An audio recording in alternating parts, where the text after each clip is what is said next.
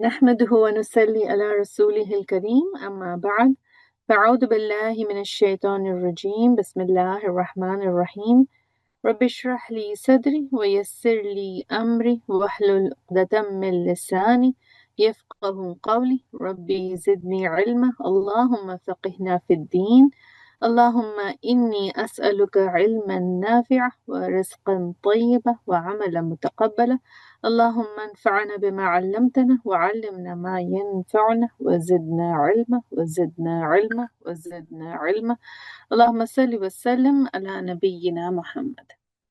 Right, so we had stopped at ayah number 166 last time, and if we can just go over that as a recap so we can connect it. We had spoken about the fact that the people whom they follow in dunya in the day of akhirah, when they will leave their side, when they will not be of any support to them, then how will their reaction be? And the fact that they will disown them, and they will have nothing to do with them. So they will kind of those who were misled by them, they will say that you followed us, and but we did not ask you to do so, right? So all these people whom people are blindly following, they would be of no help to them.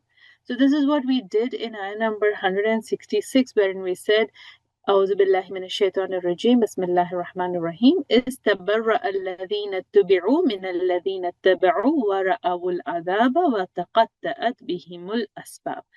On the day when the people whom they followed will disown them, and they will cut away all bonds with them. Right. This was ayah number 166. Now ayah for today is ayah number 167. Let's start. وقال الذين اتبعوا لو أن لنا كرة فنتبرأ منهم كما تبرأوا منا. The misled followers will cry.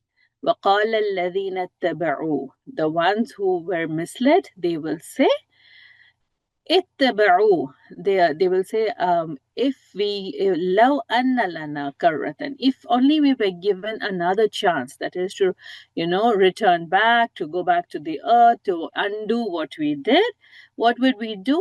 We will disown them just as they have disowned us now. كذلك يريهم الله أعمالهم حسرات عليهم. On that day, Allah will make them remorseful of their deeds.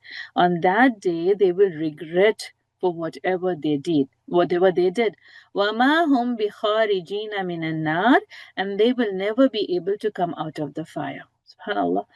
It is very scary, sisters, very scary about what we do in this dunya and how we handle ourselves in this dunya and whom we follow and whom we are friends with and whom we share our secrets with and what kind of people we hang out with and what kind of groups we are part of.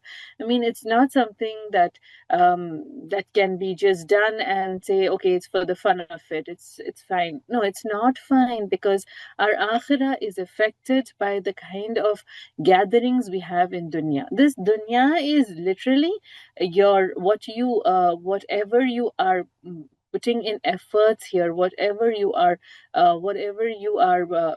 working on here, you are going to be sowing this, you are going to be reaping the same rewards in the akhirah.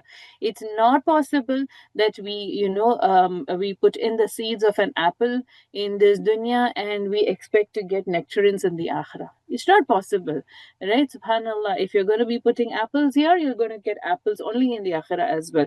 If you're going to be putting nectarines here, you're going to get nectarines. It's not possible that you get something else, right? Subhanallah. So whom we spend time with, and that literally is like your friends. You are on the deen of your friends. It is said that if you are sitting in the company of a perfume seller, right? I think we did this example in the previous class as well. If any of you remember, you can take this forward. Do you remember this example? I wasn't here the last class. However, it is said that if you are amongst let's say, five powerful, influential as in good standing people, wealthy people in the sense that they have not necessarily material wealth, but good standing, then you will be amongst the six of those people. If you are with, let's say, five of your friends that are in less desirable situations, then you will become the sixth. Mm-hmm. It's also said that you are the average of the five people that you hang out with. Right? Another way to look at it. SubhanAllah. You are the average of the five people you hang out with. So if you hang out with good people, you turn out to be good.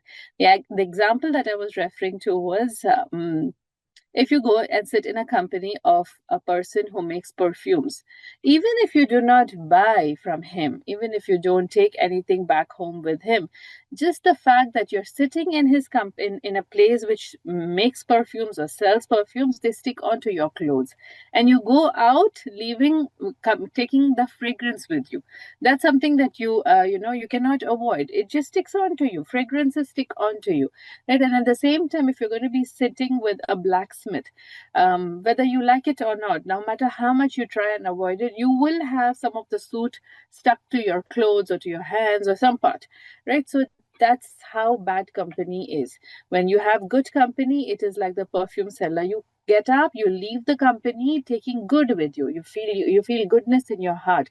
You're inspired to do good things. You're inspired to better your ibadah, better your connection with Allah, better your work for the akhirah.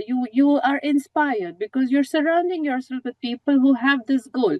But on the other hand, if the company is bad, if the company is only dunya centered, if the company is that which does not look at sin as a sin, but they are okay with it, they are non serious about it, then you feel that, oh, I'm better off than them. And that arrogance kind of seeps in, and over a period of time you do not realize that you're making mistakes, and you don't even know that it is a sin, and so you make no effort to correct yourself, and small minor sins go on to become major sins. We'll handle that in the ayah that's coming after this as well. But it's the company that we keep is very, very important. So in this ayah, it is said, وَقَالَ الَّذِينَ اتَّبَعُوا, the people who are misled, they say, if we are given another chance, we will go back and we will cut our ties with these people whom we followed in this dunya, just like how they have cut their ties off with us. Now, even in dunya, nobody forces you to follow them. Right? Nobody tells you that, come and follow me, come and do what I'm telling you to do. No, it is our desire. It is something that we like. We enjoy being in their company. We enjoy doing things the way they do. We enjoy watching their reels or their videos, or, we are making this. This is a choice.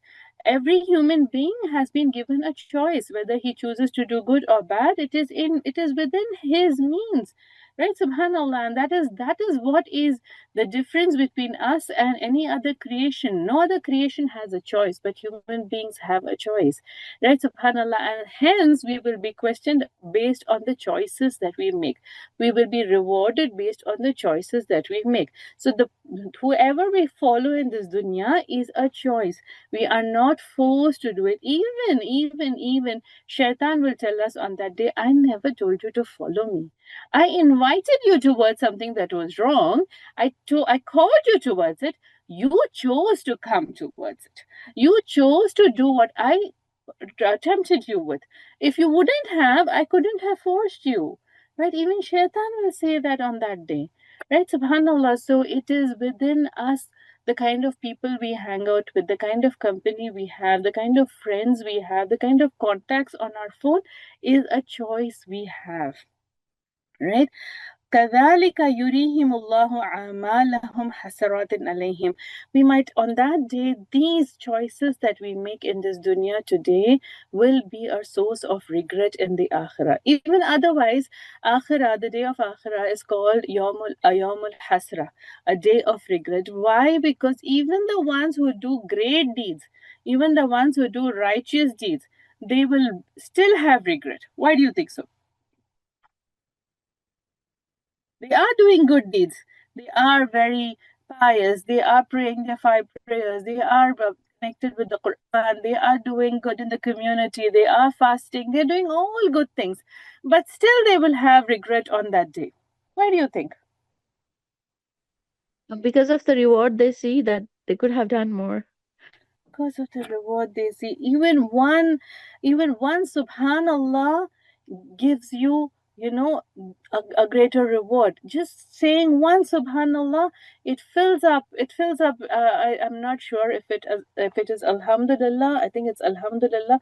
It fills up the mizan. Right, subhanallah. And we are thinking, oh, it's just it takes us like a fraction of a second to do it.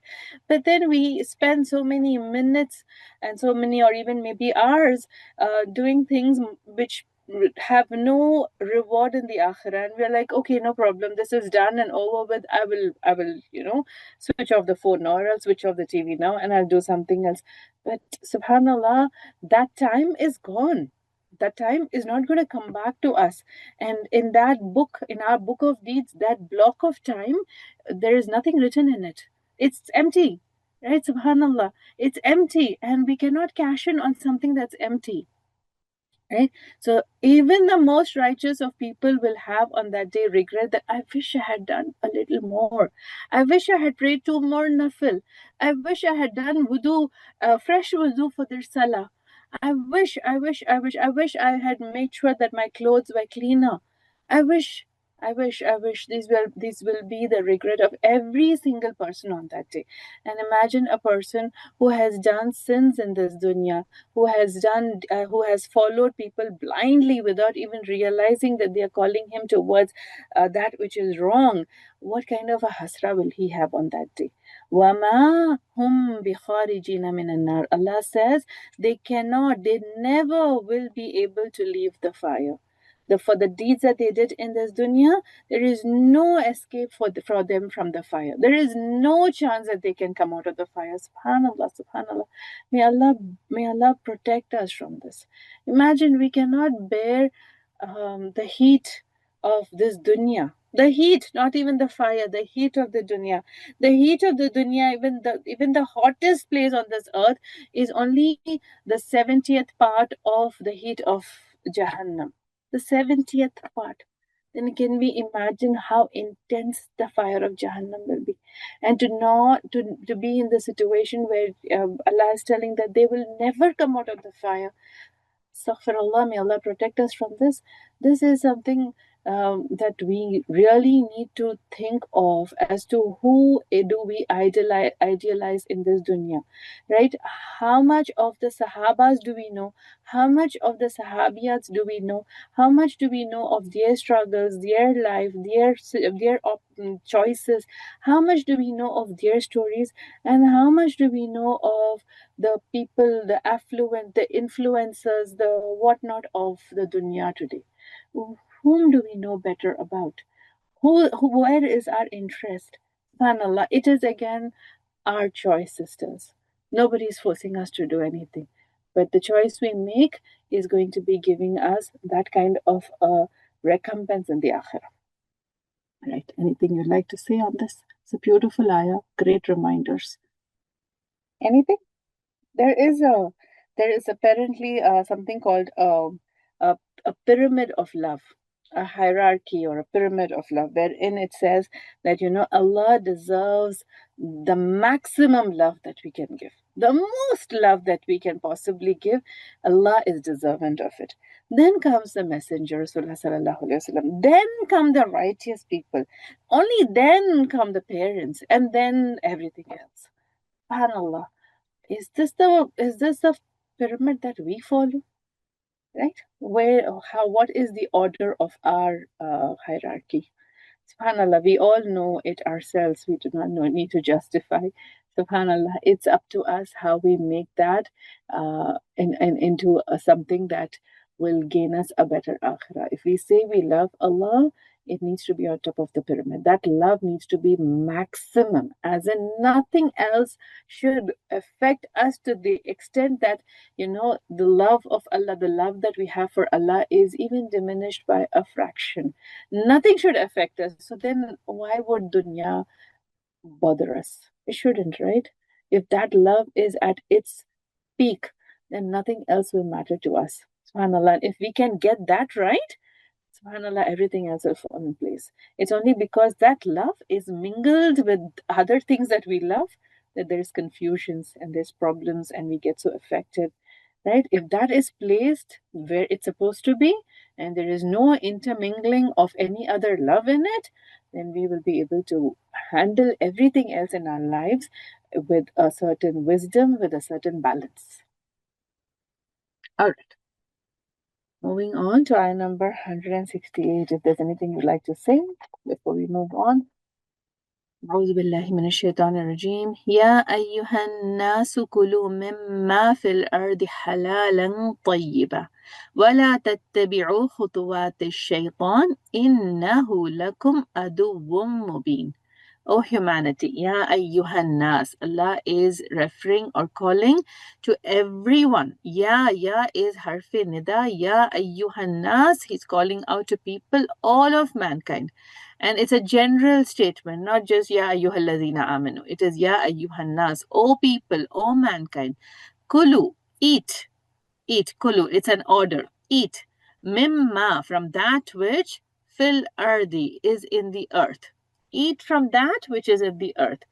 Halalan, which is halal. Tayyiban, which is pure. Wala, and do not tattabi'u, follow.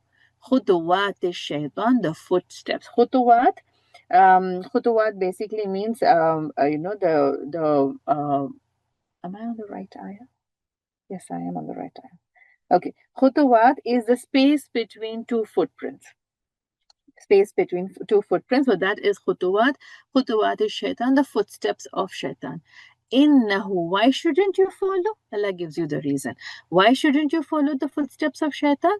Innahu, verily he, lakum, for you, aduwun. Aduwun is an enemy, mubin, clear. I mean, he's clear enemy. Allah subhanahu wa ta'ala is telling us there is no doubt in it. He is your enemy. He wishes nothing good for you.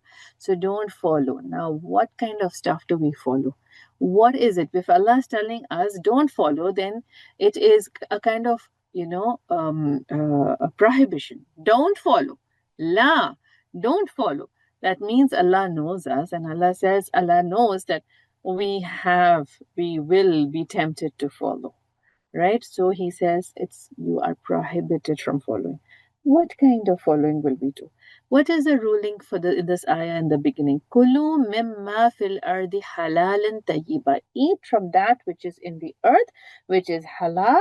Halal as in that which is permissible, and tayyiban, that which is clean, pure, good, beneficial, right? Tayyib. So two qualities that need to be taken into consideration when you are eating. Now, what kind of following of the shaitan can possibly be in, going by this ruling or following this ruling?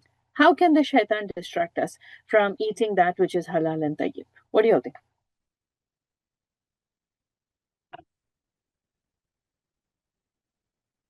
Are you with me, sisters?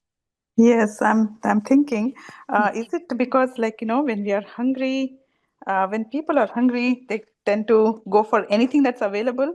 But Allah subhanahu wa ta'ala's command is to eat the halal and the tayyib, the two things. Like the food should be clean, good looking, good to see, smell, and we should like it, and also it should be halal. It should be halal. What is halal? Yeah. What do we consider halal?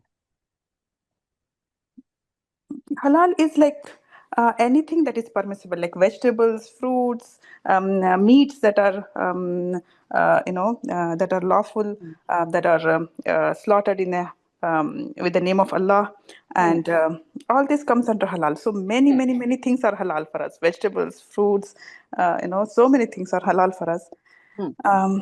Yeah, most things are halal.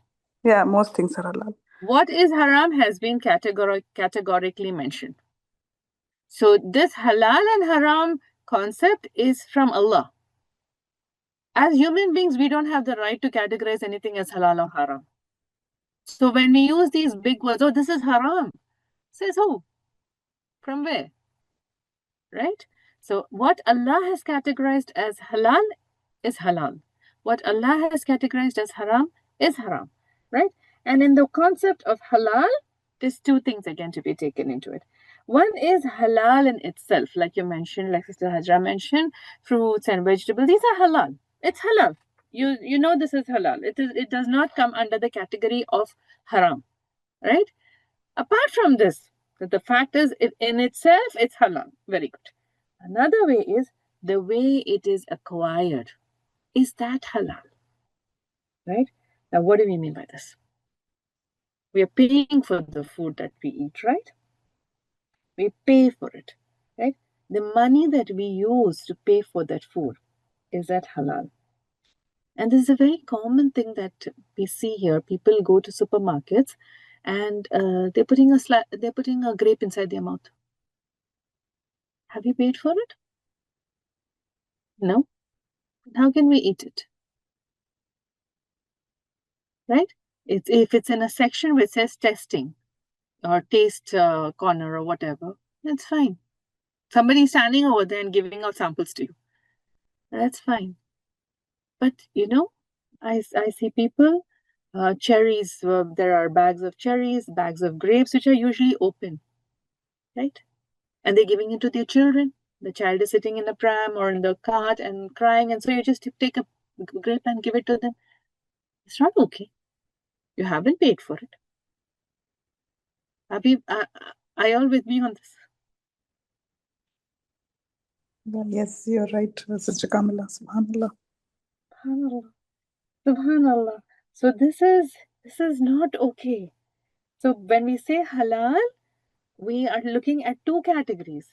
One is that the food is halal in itself, and it has been acquired by halal means, as in you've paid for it with cash that is earned by halal means, cash that is yours, not something that was fallen on the floor and you just took it and said, okay, let me buy something with it. No, that's not yours. Right? So subhanallah, this needs to be taken into consideration. So food that is halal, as in it fits into these two categories, and food that is tayyib as in which is pure and clean. That is, it looks beautiful, it looks clean from outside, it does not have anything that makes it that's dirty. You touch it and it's like, some dust is stuck to it, or it's placed in a place where there are other rotten fruits, or so it's clean. I mean, from outside, externally it's clean. And it is inside, it is again clean. That is, it's something that is healthy. It's not like, soft drinks and processed foods, which is junk. Okay. Now, so this food is tayyib, as in it is good for you. It is pure. It is going to be beneficial to you. Now, when we have been given these two categories, and then we are said, don't follow the shaitan. What does the shaitan do? What does he do? We eat partly to fill up our stomachs, as in eating a healthy food, balanced food, so that we stay healthy. And partly we do eat things which will fulfill our desires as well. You eat a slice of pastry, it's not healthy, but it's tasty. And it's not wrong to eat it as well. It's okay. It's just that it needs to be a limit, right? Now, what does shaitan do? What does he do? He does not, he makes things look beautiful. First of all, he makes you exaggerate. You're eating processed foods, you're eating soft drinks, you're drinking things which have tons and tons of sugar in it. What does that do to you? It messes up your ibadah, right? It makes you feel tired. It makes you feel sloppy. You eat or drink with your left hand. You think it's no big deal. It's fine. It's not okay. he makes you do that. He thinks it's not a big deal, right? Subhanallah, he does this. This is what Allah means by saying that, don't follow him. When Adam al-Islam was created, Shaitan went around. Iblis went around him to see how he was made, and he saw that the stomach cavity was empty. Okay, the rest of the form is filled. We know that, right? The heart has its own thing happening, the lungs has its own, but the stomach cavity is filled with food. So when he was created, it was empty, right? And Shaitan said, I'm going to get into him through this. And that's what he does. He makes things look beautiful to us. He also goes to the extent of I know sisters who are like, oh, it says halal, but it's not really halal. So what are you going to do? I'm not going to eat. Why? Because it's not halal. It's not halal. How do you know? It doesn't have, I don't trust them. So I'm giving up meat. No. You eat so that you have to be healthy. It's required. The meat is required. It is part of your balanced diet. Right? That's another extreme. And Shaitan's tricks are like this. Yeah, he either completely takes you away from something. If somebody is a very hard working person, he says, okay, you can do this also, you can do this also, you can do the take a couple more courses, do tajweed also, do grammar also, do tafsir also, do hifz also. And then the person gets so overwhelmed, they say, I cannot do anything, and leave everything. Leave everything. Or when the person is lazy, he says, oh, how can you do this? You already have taken up this course. Now, this is too much for you. Don't even bother about it. But the person can easily do it. But then the shaitan puts the waswasa. So he does not go with one plan for everybody. He is very creative and he attacks us in different ways. So we need to be very, very vigilant about how we follow the rules and, follow the rules the way Allah has told us to follow. Make sure you say the Bismillah so that shaitan does not come and affect us. Do you know when shaitan takes a portion of our food? Do you know? When we do not say Bismillah and we eat? When we do not say Bismillah and we eat, right? Subhanallah, when we enter our homes, Shaitan asked Allah subhanahu wa ta'ala, where will I live and what will I eat? When he had given him permission that you can stay till the end, till it's the day of Akhirah, and Shaitan said, I'm going to stay and I'm going to keep distracting your followers and your servants. And then he said, what am I going to eat and what am I going to drink and where am I going to stay? And so Allah subhanahu wa ta'ala said, anybody who does not eat starting with Bismillah, you have a portion in his food. Anybody who does not enter his house saying Bismillah, you can enter with him. Right? Subhanallah. Subhanallah. Now if this isn't, letting shaitan come in and mess up our lives, what is? What do you want to say on this? It's a very practical situation. We are facing this every day and we have to eat, right? We have to eat. So how are we going to be conscious about what we eat and what we bring into our homes? And we are responsible as women. We are responsible in bringing stuff into the house, into cooking the meals that we cook for our family, into giving the kids a healthy food, into providing food that is healthy for the family, that is good for the family, that is tayyib, right? How do we try and make sure that we are not, under the waswasa of shaitan when we are, carrying out this duty that we as women, as mothers, have to do? What do you think? Where are my sisters? Afia, sister, where are they? Subhanallah, no, that's wonderful, Sister Kamila. When we are discussing this, I was also thinking, we should not make things haram for ourselves, what Allah has made halal for us. So that was one point that I was thinking when you were explaining this ayah. Subhanallah. Absolutely. That's really not in our jurisdiction to make that which is halal as haram just because we feel that. And that's exactly what the Bani Israel did, right? And what did Allah do when they made things which was halal for them, just because Yaqub al-Islam had had avoided certain foods because of his health reasons.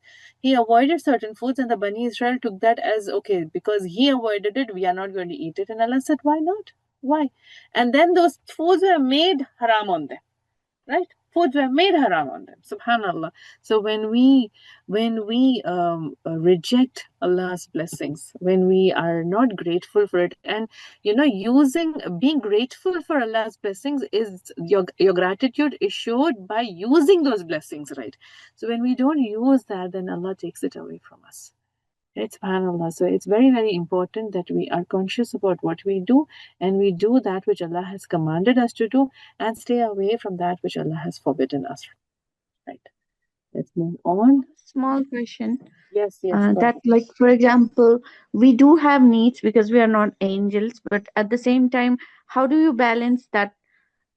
Like, it should not be following the desired kind of thing, right? Like, if we sleep also, even in the halal things, eating should not be overeating, and sleeping should not be oversleep.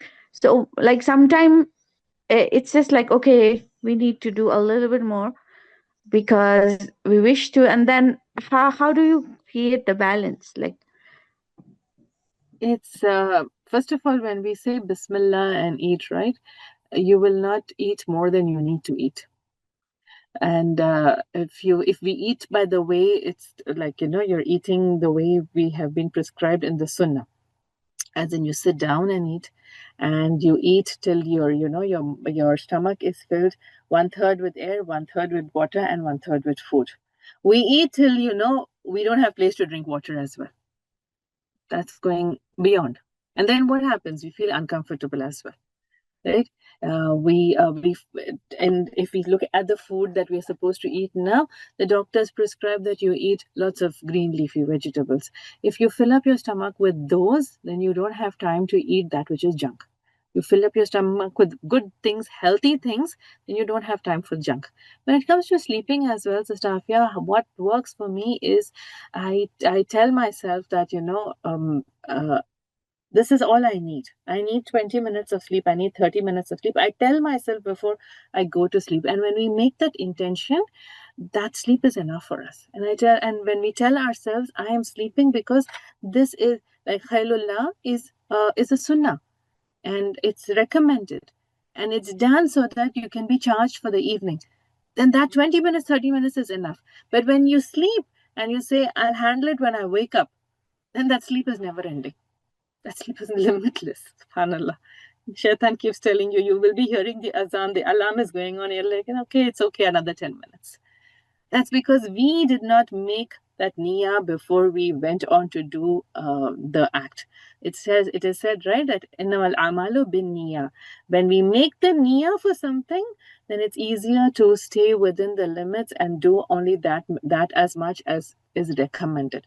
When the niyyah is not made and we are doing things haphazardly in a non-serious mode, then there's no limits to it.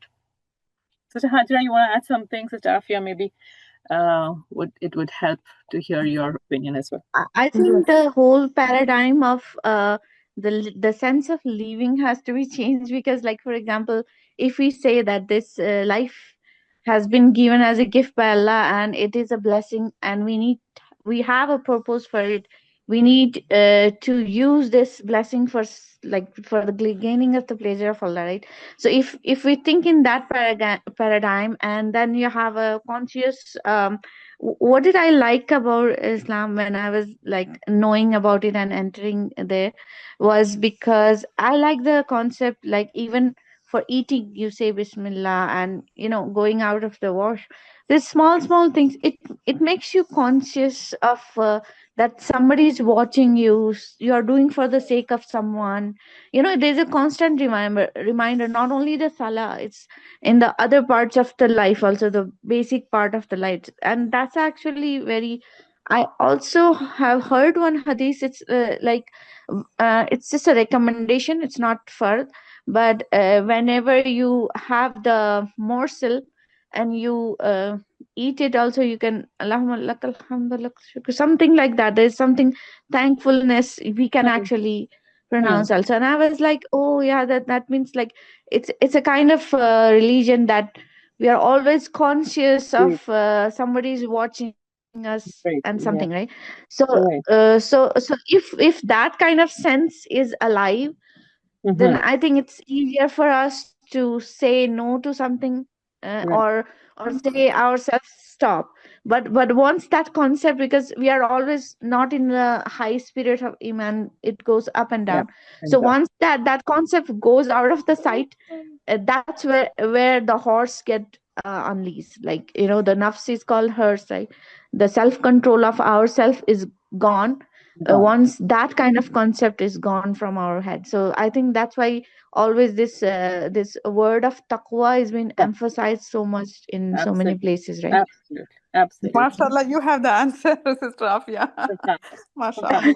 That was Usually beautiful. I'm a very good questioner since the beginning of my childhood, and I question so many things, and that's why Allah gave me answer through Islam. And that was actually amazing part of me coming to Islam, because whatever questions I had from the childhood, and I was just exploring Islam, and I said it gives answers to every single thing I had in my beginning. Like, people don't get every answer in the life, right? I mean, there are so many questions, why this happened, why that happens. People are majorly focusing on the major things of the life. Okay, this whole system is there, and the amazing thing is that even so many problems that we are facing in this world, especially like this riba based system, right? The interest based system, it's so much a curse to humanity, that even the North American people are like, the house prices are rising, this and that, and there is a very much monopoly, because the system is like, based upon something that like, it's against the humanity, I will say. And so it answers the Islam. Basically, I was trying to point out that the Islam gives answer to the all the huge level thing, macro level things, and the minor level thing, right? The micro level things also, like why our body functions like that, why our universe functions like that, why our human society functions like that, and what to do in this trial and error, what to do when we see some people are suffering in a part of the world, and what can we do now. And those all kind of questions, there are answers all around in the Quran. And it's about the decoding, I'll say. The If we are able to decode it from the Quran, I think that's the amazing thing that the humanity will find, inshallah. Jazakallah. Jazakumullah khair. Sister Kamila, I think Maria has a question in the chat. Yes, Sister Maria. Okay, let me just look at the chat. Sister Maria, you can ask question, inshallah. Oh, okay. Sorry. My question was, sometimes we may forget to say Bismillah before our first bite. Let's say we're eating breakfast. And then you remember, oh, shoot, I forgot to say Bismillah.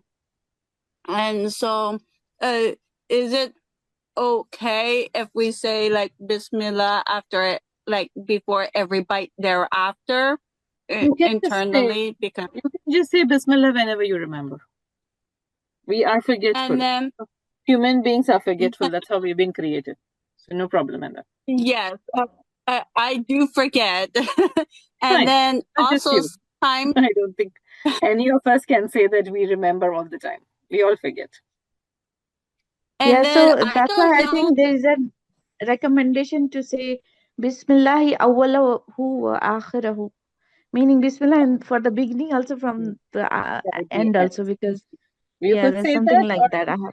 yes, I've heard that too. But even saying Bismillah is enough. Even if you just, whenever you remember, just say it. That's it. It just is the shaitan again messes up saying that, oh, you started off, now what is the use? No, it's okay. It's okay. Just say it. It's fine. It's and fine. in addition, I don't know if anyone else has this, but I have an active imagination, and sometimes I'm just doing my own thing, and I swear I hear the adhan. Like I hear, and it's not playing yet. It could be like just in the middle or something, and then I hear Allahu Akbar, MashaAllah. Allahu Akbar, and then like, where is it coming from? And it's in my mind that I hear it. So do you sisters hear that too? Sister Maria, I have the answer for that. Actually, when I was in the initial stage, I actually did my shahada, and what happened is that time I completely stopped, like listening to music or any kind of different kind of sounds or whatever ambience. Everything I stopped completely, and then I started to focus on azan or some kind of Quran tilawat. Or that time, I had this kind of feeling that you are saying. So so after some time, even if I don't hear azan, I used to hear azan, like I felt that I heard the azan. So I just remember this thing, and it's probably uh, it could be both way. It could be just like we are just because we are screening off from all kind of thing, that's why he hear it. Or it could be just a mercy of Allah, just letting us know that we are coming closer to a straight path or something. But I'm just like replicating your feeling that happened when I was in the initial state. Like it was like my first year of shahada or something like that, when I completely blocked every single thing like music or any kind of thing, and I was just listening to azan or a little bit Quran recitation. That time it used to happen, but nowadays it's not like that. So I think we are used to with this lifestyle again. So maybe it helped you. Jazakumullah khair, sister. Mashallah. Like I took my shahada. I was in 2023, I believe. And I'm not going to say I don't listen to music. I do listen to nasheeds, because it helps me memorize some of like I'm trying to learn the 99 names of Allah, for example, and it just brings me closer to Allah, to the messengers of Allah, in the stories and in the songs. So um, it, music is not completely out, but I don't want to say halal music, but in the sense that it it gives me that connection to Yeah, sometimes the it's just verses. rahmat of Allah, the mercy, and sometimes we are just given the indications. Like sometimes it's through the dreams or through this kind of feeling, or sometimes you just feel like a thrill inside. There are certain kind of indication, like you feel closer to Allah, and those are different for different people. Okay, this is not something, but before we develop any kind of belief with that, we have to like tally it with the Quran and Sunnah. So if your beliefs, whatever you are believing right now, is according to Quran and Sunnah and within that limit, then that's allowed, right? But sometimes what happens, there might be certain other kind of influence. So we just have to check it with some scholars or some learned person, that whatever we are like about to believe about that kafiyat, like the condition, are we allowed to believe in that way or not? Because there are like there is a whole scope of like interpretation of dream, or how we take the dreams also. And similarly is for this kind of condition that you feel something or like that. So we have to always check with the scholars. So that's my point, because the Quran and Sunnah is, everything is being explained, and there are so many like how Prophet sallallahu alaihi wasallam, because he was the one who had the most of the taqwa, right? He was the most best example. And then the Sahaba, right? Companions of them. And then there are like on the path, we have more, you can say, righteous scholars and righteous people, Salihin people on the way. So if we check with them, like if it's similar pattern to them, then we agree. But if we don't have the similar pattern, it's something else, then we reject that condition, and I will just say, okay, maybe it was just something like that. So just the thing that I want you to remind is that just remember, whenever you have a different kind of feeling, you just share something with the scholars and make sure that it is within the belief system of Quran and Sunnah. Okay, Jazakallah. Also, the connection with Allah subhanahu wa ta'ala, like when you have these doubts in your mind, um, ask for a lot of dua. Ask Allah for clarity. Ask Allah to open doors of clarity for you, and it helps. The answers come to you. It's not always that we are able to reach out to people. We are sometimes in situations wherein you need an answer right then. You need to know what to do, and so have this constant conversation with Allah going on in your heart, and it really helps. That connection helps you to see things in a light which otherwise you feel overwhelmed about. It gives you the wisdom to handle situations in a way that is filled with khair.